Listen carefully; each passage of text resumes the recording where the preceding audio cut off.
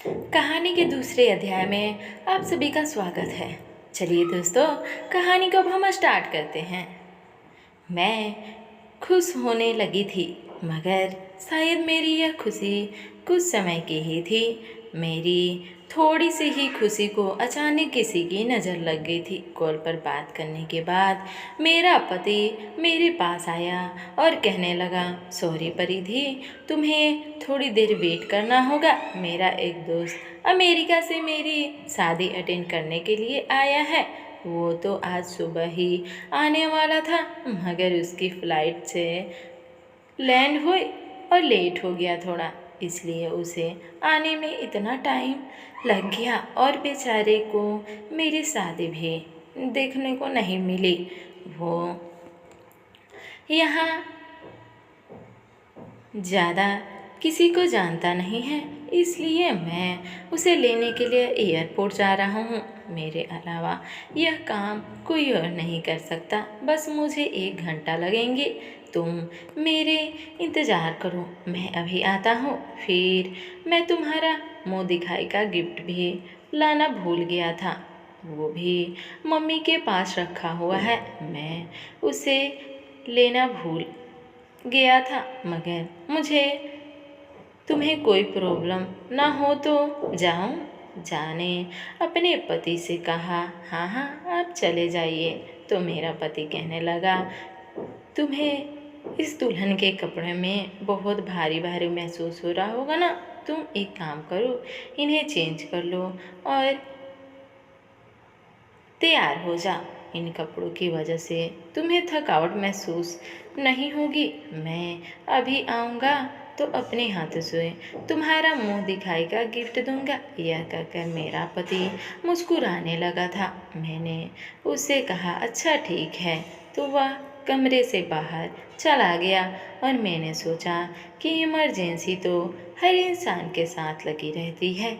जब तक मेरा पति घर आता है, मैं दूसरे कपड़े पहन लेती हूँ और दोबारा से तैयार हो जाती हूँ, क्योंकि मेरा मेकअप भी थोड़ा ख़राब सा होने लगा था। मैंने अपनी अलमारी खोलकर कपड़े निकाला तो देखा कि अलमारी में एक डिजाइनर और खूबसूरत कपड़े रखे हुए थे। मैंने उसमें से एक सिंपल सा सूट निकाल कर पहन लिया और थोड़ा सा मेकअप भी कर लिया और फिर मैं बेड पर बैठकर अपने पति का इंतज़ार करने लगी। जब बेड पर बैठे बैठे थक गई तो इधर उधर टहलने लगी। 1 घंटे से ज़्यादा हो गए, मगर मेरा पति अभी तक वापस नहीं आया था।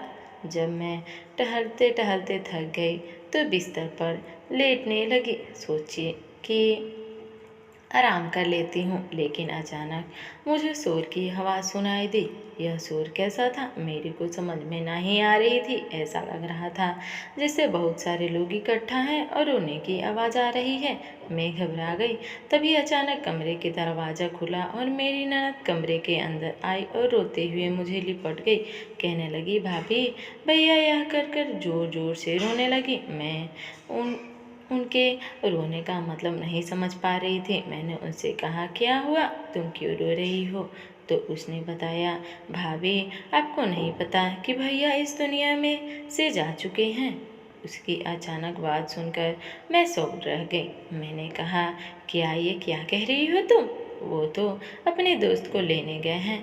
तो मेरी ननद कहने लगी, नहीं नहीं भाभी, रास्ते में अचानक एक्सीडेंट हो गया। वो मौके पर ही इस दुनिया को छोड़कर चले गए। भैया को अस्पताल लेकर जाया गया था, मगर डॉक्टर ने उसे मृत घोषित कर दिया।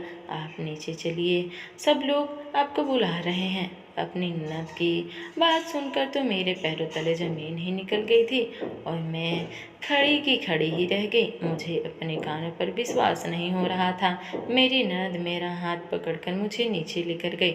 नीचे गई तो देखा कि सफ़ेद चादर में लिपटा हुआ एक शव ज़मीन पर रखा हुआ। उसके आसपास काफ़ी सारे लोग इकट्ठा थे। मेरी सास और मेरे के भाई और उनकी बहन बुरी तरह से रो रहे थे। मुझे तो यकीन ही नहीं हो रहा था, जो इंसान अभी कुछ समय पहले मुझसे बातचीत करने गया था, वह अचानक कैसे मर सकता है। मैंने तो रोना शुरू कर दिया था। मुझे लग रहा था कि मेरी ज़िंदगी उजड़ गई है। मैं अभी ही तो सुहागन बनी थी और अब मैं विधवा भी बन चुकी थी। मेरी सास मुझे अपने पास बिठाकर लिपट कर रो रही थी और कह रही थी, देखो तुम्हारा पति इस दुनिया को छोड़कर चला गया है। मेरे घर वाले भी आ गए थे और मेरा भाई भी रो रो कर बुरा हाल था, क्योंकि उसकी दोस्त इस दुनिया से जा चुका था।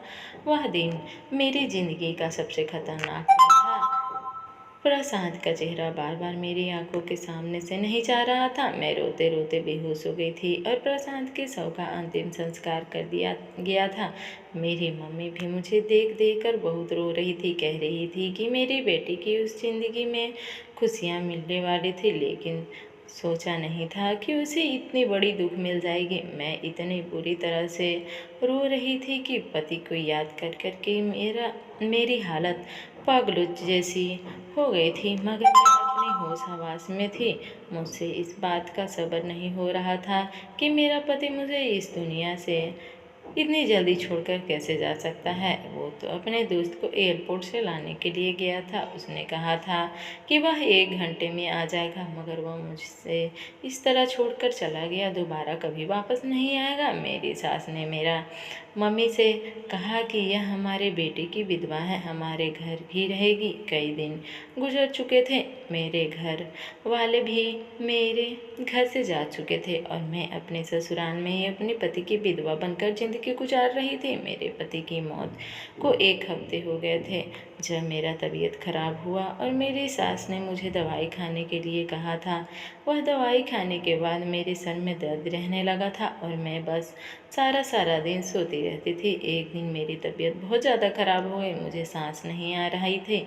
मैं सांस लेने के लिए पागलों के जैसे हरकतें कर रही थी। तभी अपने आप को पीटने लगती तो कभी घर का सामान उठा पटक करने लगती, क्योंकि मैं बस चाहती थी कि मुझे किसी तरह से सांस मिल जाए।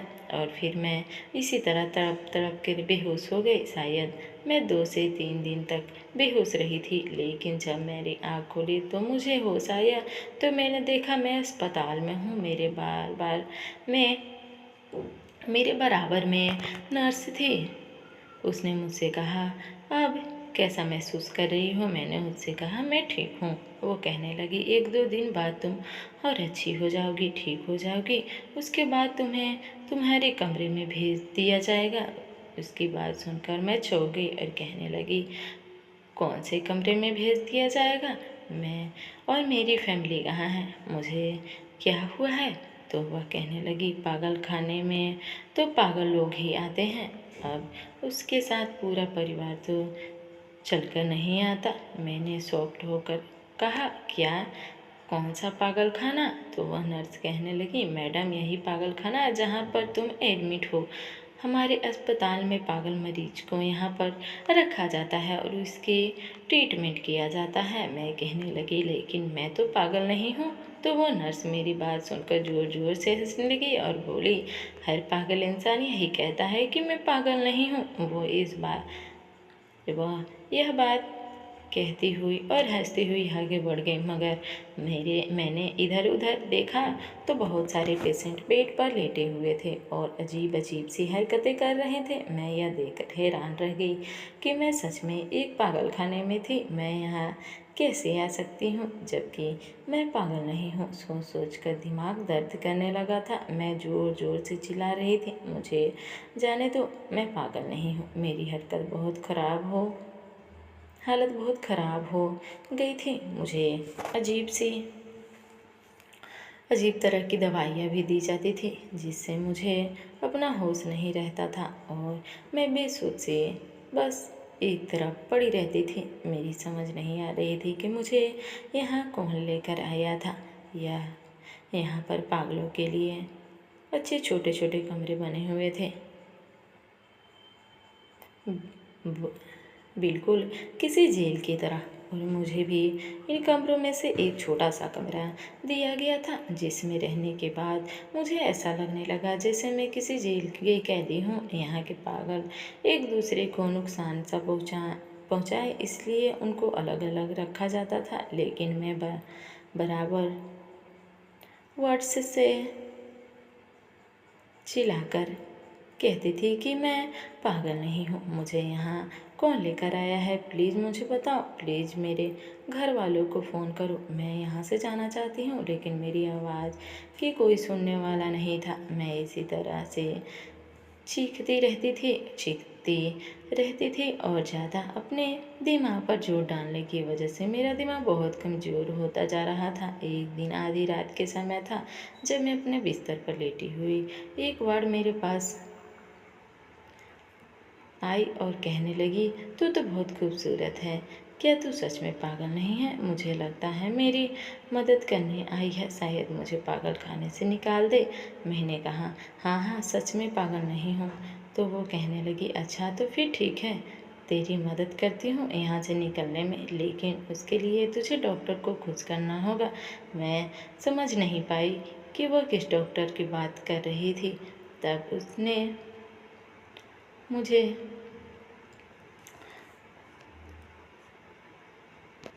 मुझे सूझ भरी एक्सप्रेशन में गुम देखा तो कहने लगी, अरे तू परेशान मत हो, मैं तुझे यहाँ से निकलवा दूँगी। मैं जानती हूँ तू पागल नहीं है। उसकी बात सुनकर मैं खुश हो गई थी। मुझे लगा शायद वह मेरी मदद कर देगी, लेकिन वह मेरी मदद नहीं कर रही थी, बल्कि वह तो बड़ी प्लानिंग के साथ मेरे पास आई थी और फिर मुझे मेरी सीनियर डॉक्टर के केबिन में चली गई। उसने मुझे डॉक्टर के हवाले करते हुए कहा, डॉक्टर साहब, मैं जानती हूँ यह बेचारी पागल नहीं है, इसे आपकी मदद की ज़रूरत है। मुझे डॉक्टर के सर से मेरे लेकर पाँव तक देखा और कहने लगा, मैं इसकी मदद ज़रूर करूँगा। मैंने जल्दी से डॉक्टर के सामने हाथ जोड़ लिया और आँखों में आंसू थे और मैं हाथ जोड़कर बार बार सर हिलाते हुए कह रही थी, प्लीज़ डॉक्टर साहब, मुझे यहाँ से निकाल दो, मैं पागल नहीं हूँ। तो वह डॉक्टर जल्दी से मेरे हाथ पकड़ लिए कहने लगा, हाँ मैं जानता हूँ तुम पागल नहीं हो, तभी तो मैंने तुम्हें अपने पास बुलाया है। वह तुमसे कहने लगा, तुम यहाँ बैठो, मैं अभी आया। उसकी बात सुनकर मैं तसल्ली से बैठ गई। डॉक्टर और वार्ड्स दोनों ही केबिन से बाहर चले गए थे। डॉक्टर ने दरवाज़ा बाहर से बंद कर दिया था। देख रही थी कि वह दोनों आपस में कुछ बातें कर रहे हैं, क्योंकि उसे खिड़की के वह दोनों तरफ नज़र आ रहे थे। खिड़की के करीब गई तो उस लोग की बातें सुनने लगी। मैंने डॉक्टर अपनी जेब से नोटों की एक मोटी गड्डी निकाल कर वार्डन को दे रहा था और उससे कह रहा था कि आज तुमने मेरा दिल खुश कर दिया। यह लड़की तो सच में बहुत खूबसूरत है। अब तुम जा सकती हो। मेरी समझ में नहीं आ रहा था कि आखिर यह सब क्या हो रहा है। मैंने देखा कि डॉक्टर पलटकर कमरे की तरफ आ रहा था। मैं फौरन चेयर पर जाकर बैठ गई। डॉक्टर केबिन के अंदर आते ही दरवाज़ा अंदर से बंद कर देता है। मैं डॉक्टर को देखकर खड़ी हो गई थी और कहने लगी, डॉक्टर साहब, आप दरवाज़ा क्यों बंद कर रहे हैं? वह मेरे पास आया और कहने लगा, अरे घबराने की ज़रूरत नहीं है, बस मैं तुम्हारी मदद करना चाहता हूँ। वह यह बात कहते हुए धीरे धीरे मेरे करीब आ रहा था और मुझे छू रहा था। मैंने उसे धक्का दिया तो वह पीछे की तरफ गिरने से बचा था। उसने मेरे मुंह को ज़बरदस्ती थप्पड़ मार दिया और कहने लगा, तुम्हारी खूबसूरती के काफ़ी सारे पैसे वार्ड को देकर आ रहा हूँ, अब ज़्यादा नखरे दिखाने की ज़रूरत नहीं है और न शोर मचाने की ज़रूरत है। मैंने कहा, तो तुम लोग यहाँ मासूम लड़कियों के साथ यह सब करते हो? तो वह कहने लगा, हाँ ऐसा ही समझ लो, बस अब तुम्हारी बारी है। उसने मेरी लाखों गिड़गिड़ाने के बावजूद भी मेरी इज्जत के साथ खिलवाड़ किया और फिर उसने मुझे एक ऐसा इंजेक्शन लगा दिया जिसने लगने के बाद मैं अपने आप में बहुत ही कमज़ोरी महसूस करने लगी थी और मेरी आवाज़ तक नहीं निकल रही थी। शायद वह इंजेक्शन वीकनेस का था, उस जिसकी वजह से मुझे कमज़ोरी पड़ जाऊँ और किसी को कुछ ना बता पाऊँ और ना यहाँ से भाग पाऊँ। मुझे मेरे कमरे में भेज दिया गया था। मैं बस अपने बिस्तर पर लेटी हुई थी और देखा आँख कान खुले हुए थे। मुझे सब दिखाई और सुनाई दे रहा था, लेकिन मैं उठकर कुछ नहीं कर सकती थी। मुझे अपनी ज़िंदगी बुरी न लगने लगी थी। मैं पागल नहीं थी, लेकिन इन अस्पतालों के लोगों ने मुझे सच में पागल बना दिया था।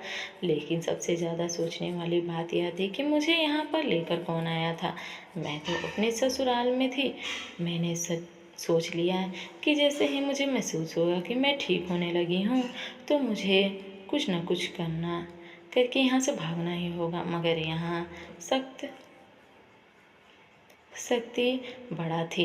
मैं कुछ भी करके भाग नहीं सकती थी। आज रात फिर से मुझे डॉक्टर के पास ले जाने के लिए आई थी। मैंने उसे कई बार मना किया, लेकिन मैंने मना करने के बावजूद भी मेरे साथ वही सब कुछ हुआ जो पहले डॉक्टर कर चुका था। कई दिन इसी तरह से गुजर गए थे। मुझे 2 दिन से डॉक्टर के पास जाना नहीं पड़ रहा था। शायद डॉक्टर कहीं बाहर गया था। मेरे पास यह मौका अच्छा था यहाँ से भागने का, क्योंकि वह डॉक्टर होता था तो मुझे वीकनेस वाला इंजेक्शन लगा दिया जाता था, जिसकी वजह से मैं कमजोरी की हालत में बिस्तर पर ही पड़ी रहती थी। लेकिन इन 2 दिनों में अपने आप को ठीक महसूस कर रही थी। इसलिए मैं खामोशी से छुपती छुपाती अस्पताल के दरवाजे तक पहुंच आई थी। मगर गेट पर गार्ड बैठा हुआ था। मुझे उससे बचकर निकलना था। पीछे से मुझे कोई आता हुआ नजर आया तो जल्दी से मैं एक कोने में छिप गई। मैंने देखा कि एक वार्ड बॉय था जो गार्ड से बातें कर रहा था। वह दोनों आपस में बातें करने में इतने बिजी थे कि मैं दरवाज़ा खोलकर खामोशी से वहाँ से निकल आई। और फिर सारी रात मैं भटकती रही। रात के अंधेरे में मुझे इस जगह नज़र नहीं आए थे। एक ढाबा था और इस समय बंद था, क्योंकि इस समय रात के 4 बज रहे थे। मैं यहाँ ढाबा के बाहर ही ज़मीन पर लेट गई थी और फिर मुझे नींद आ गई। सुबह जब ढाबे का मालिक आया तो पूछने लगा, तुम कौन हो? मैं बहुत बुरी कंडीशन में थी। मैंने 2 दिन से कुछ नहीं खाया था। मेरी आवाज़ तक नहीं निकल रही थी। मेरी हालत इतनी ख़राब हो चुकी थी कि मेरी बाल बिखरे हुए थे और चेहरा भी बहुत गंदा हो गया था। अब मैं किसी अस्पताल की पेशेंट हूँ, क्योंकि मैं पागल खाने की हूँ। ड्रेस पहनी हुई थी। वह कहने लगा, कहाँ से आई हो? मैंने उसे नहीं बताया कि मैं पागल खाने से भागकर आई हूँ। मैंने कहा, सब मुझे कुछ खाने को दे दो, मैं कई दिनों से भूखी हूँ। मेरी बात सुनकर उस मालिक को लगा कि मैं भीख मांगती हूँ, इसलिए उसने मुझे खाना दे दिया। लेकिन मैं वहाँ से कहीं नहीं गई।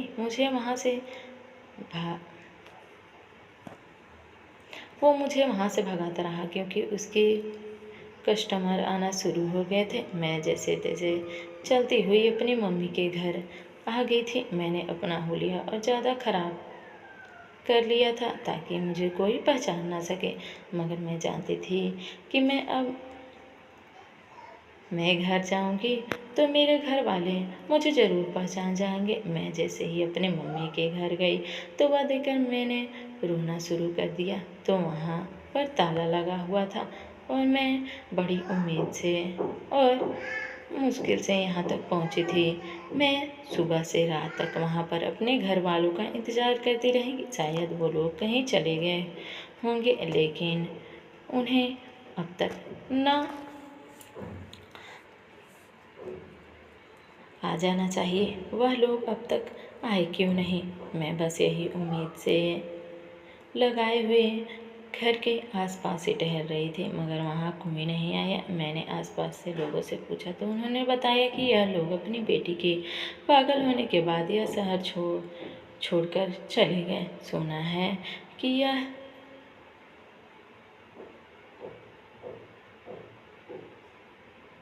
हमारे पड़ोस और औरत मुझे पहचान नहीं सकी थी, क्योंकि मेरी हालत बिल्कुल किसी भी खमंगे की तरह हो गई थी, औरत की जैसी हो रही थी। सुबह से मुझे राहत हो गई, मगर घर के आगे खड़े हुई और फिर मैं वापस इसी ढाबे पर आ गई जहाँ पर मैं कल रात ठहरी थी। पूरी दिन गुजर गया था। मैं भूखी प्यासी थी। मुझे लगा कि मैं उसी ढाबे पर जाऊं तो जरूर ढाबे का मालिक मुझे खाने को कुछ दे देगा। मुझे अपनी ज़िंदगी बुरी लगने लगी थी। मेरा मन कर रहा था कि मैं अपनी जान ले लूं, मगर अब जान लेने से कोई फ़ायदा था नहीं, क्योंकि मेरे तो आगे पीछे रोने वाला भी कोई नहीं बचा था। मैं बड़ी मुश्किल से ढाबे तक आ गई थी और फिर वहां जाने के बाद वहां के मालिक से हाथ जोड़कर कहने लगी, मुझे खाने को दे दो। उसने बताया कि मेरे आगे पीछे कोई नहीं है, मैं यहाँ तुम्हारे ढाबे के पीछे ही ज़मीन पर लेटकर सो जाया करूँगी। मुझे यहाँ से भगाना मत, मेरे यहाँ के अलावा कोई और ठिकाना नहीं है। मेरी वजह से तुम्हारे कस्टमर को कोई परेशानी नहीं होगी। वह मालिक बहुत दयालु था। उसने कहा, चलो ठीक है, मैं सिर्फ तुम्हें खाना दे सकता हूँ, इतनी ही मदद कर सकता हूँ, इसके अलावा और कुछ नहीं कर सकता। मैंने कहा, आपका बहुत बहुत शुक्रिया, मेरे लिए यह बहुत है। रात का टाइम हो गया था और मैं ढाबे के पीछे ही ज़मीन पर लेटकर सोई हुई थी। कुत्ते की भौंकने की आवाज़ से मुझे डर लग रहा था, क्योंकि आज पहली बार खुले आसमान के नीचे सो रही थी। मैंने सर पर कोई छत नहीं था। कल तो मुझे थकान की वजह से नींद आ गई थी, मगर आज मुझे इन अकेलेपन और सुन्नापन इलाकों से डर लग रहा था। मैं बुरी तरह से रोने लगी। लेटी हुई थी मगर उठकर बैठ गई और अपने चेहरे पर हाथ रखकर और न जाने क्या क्या सोच रही थी। तभी अचानक पीछे से किसी ने मेरे कंधे पर हाथ रखा। मैंने जैसे ही पलट कर देखा, पीछे एक भीख मांगने वाला आदमी खड़ा हुआ था। मैं उसे देखकर डर गई। उसके चेहरे पर सफ़ेद रंग की दाढ़ी मूंछ थी और उसने फटे पुराने कपड़े पहने हुए थे। वह मुझसे कहने लगा, मैं तुम्हारी सारी सच्चाई जानता हूँ, मैं तुम्हें सहारा देना चाहता हूँ, क्या तुम मेरे साथ चलना चाहोगी? उस आदमी की बात सुनकर मुझे घबराहट महसूस होने लगी, क्योंकि यह आदमी कोई फ्रॉडिया भी हो सकता है जो मुझे ले जाकर मेरे साथ कुछ गलत कर सके। लेकिन फिर मैंने सोचा कि मेरे साथ अब तक काफ़ी गलत हो चुका है, ये आदमी भी इससे ज़्यादा मेरे साथ और क्या करेगा? मुझे सोचते हुए देखकर वह आदमी कहने लगा, क्या तुम मुझसे शादी करोगी? तुम बहुत खूबसूरत लड़की हो और तुम्हारी हालत देखकर लगता है कि तुम्हें वक्त ने बहुत सताया है। मैं तुम्हारा बहुत ख्याल रखूँगा, तुम्हें कभी किसी चीज़ की कमी नहीं होने दूँगा।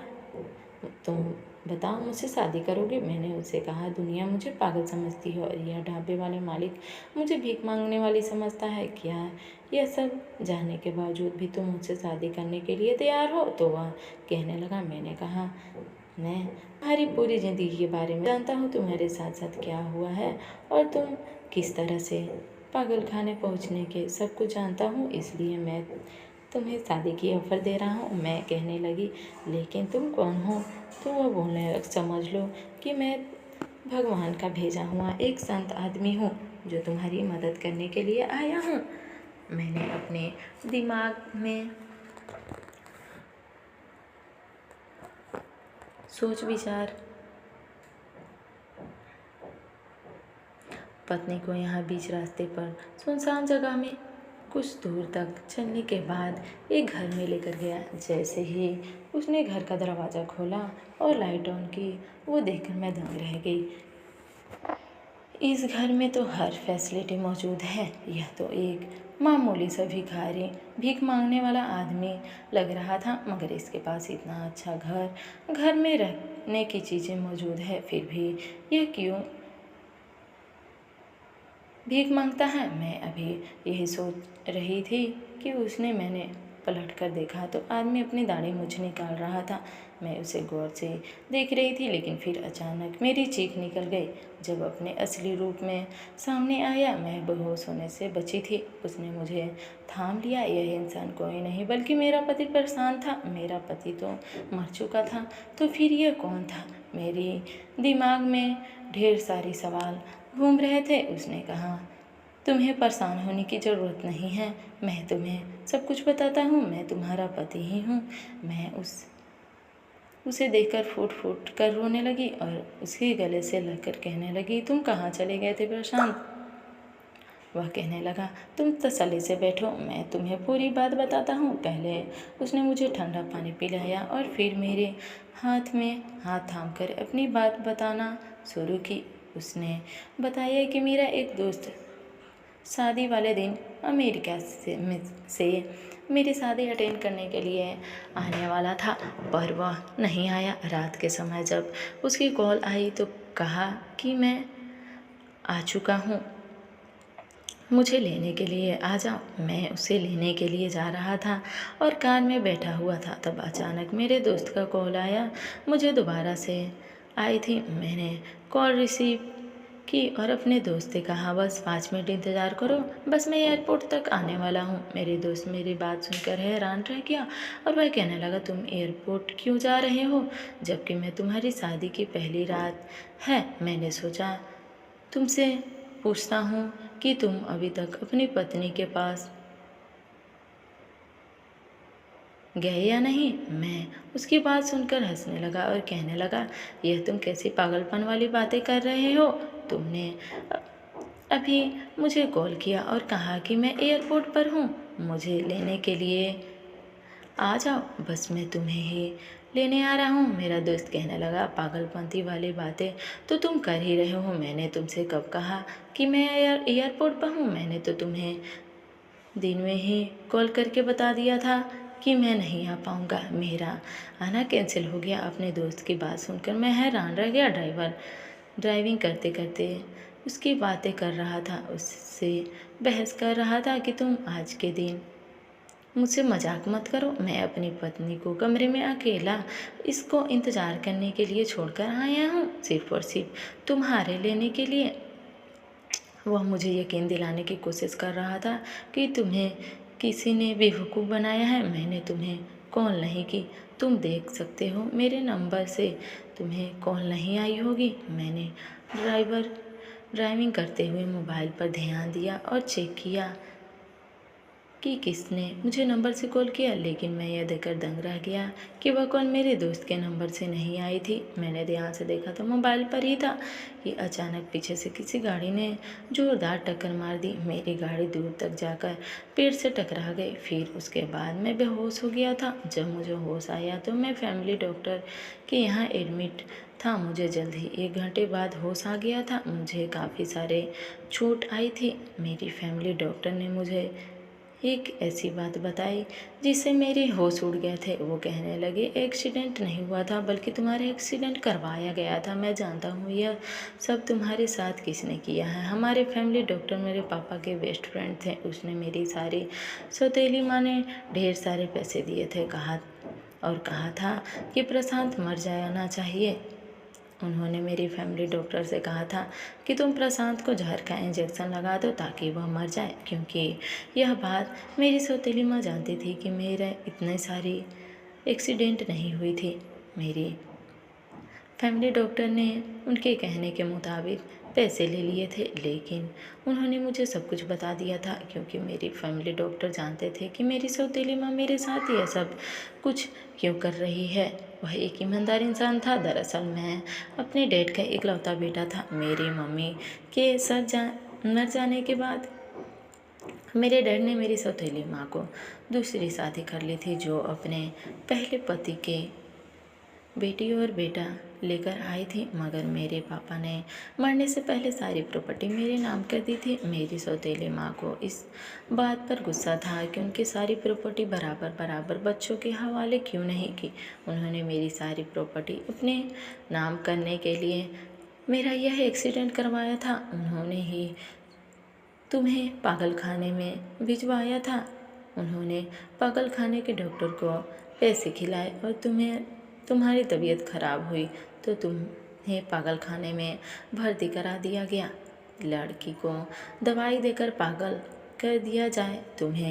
तुम्हारे घर वालों को भी यह यकीन दिला गया कि तुम पागल हो चुकी हो। मैं काफ़ी दिनों तक रिकवर हुआ था। डॉक्टर अंकल ने मेरी सौतेली माँ के मुताबिक मुझे मृत घोषित कर दिया था और मेरी बजाय किसी और की बॉडी उनके हवाले कर दी गई थी। मेरी सौतेली माँ अपने प्लानिंग के मुताबिक हो गई थी। उन्होंने लगा कि मैं मर गया हूँ, मगर डॉक्टर अंकल ने मुझे अस्पताल से गायब करवा दिया था। मुझे अपने घर पर कुछ दिन तक रखवाया, सबको यही बताया कि मैं मर चुका हूँ। जब मैं कि ठीक हूँ, मैं तुम्हें याद तो मुझे तुम्हारी याद आई। मैं तुमसे मिलना चाहता था। मुझे लगा कि इन लोगों ने मुझे तुम्हारे मायके भेज दिया होगा। मैंने अपनी पहचान बदल ली थी और मैंने पहचान बदल कर तुम्हें ढूंढने की कोशिश की। तुम्हारे मायके के घर के बाहर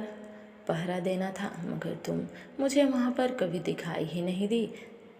मैं नहीं जानता था कि उन लोगों ने तुम्हारे साथ क्या किया था, लेकिन मेरी नज़र अभी भी तुम्हारे मायके पर ही टिकी हुई थी। तुम जहाँ पर होगी, लेकिन कभी ना कभी अपने मायके ज़रूर ही आओगी। जब जब तुम अपने मायके गई तो मैं तुम्हें देखकर बहुत खुश हुआ, मुझे बहुत सुकून मिला, मगर तुम्हारी हालत देखकर मुझे बहुत अफसोस हुआ। शायद मेरी वजह से ही तुम लोगों ने तुम्हारे